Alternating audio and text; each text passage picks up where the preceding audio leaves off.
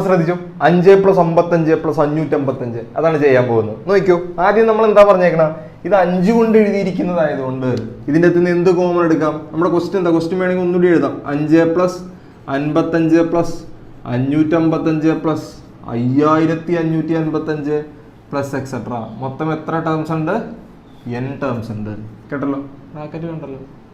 ഇനി നമ്മൾ പറഞ്ഞു ഇതിൻ്റെ അകത്ത് നിന്ന് ആദ്യം 5 ആയതുകൊണ്ട് 5 കോമൺ എടുക്കണം.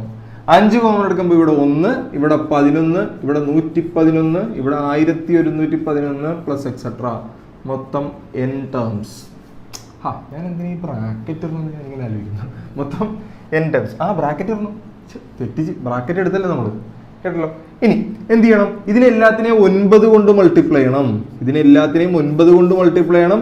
വിലക്ക് വ്യത്യാസം വരാതിരിക്കാൻ വേണ്ടി 9 കൊണ്ട് ഡിവൈഡും ചെയ്യണം. അപ്പൊ എങ്ങനെ വന്നു? ഇവിടെ 1+11+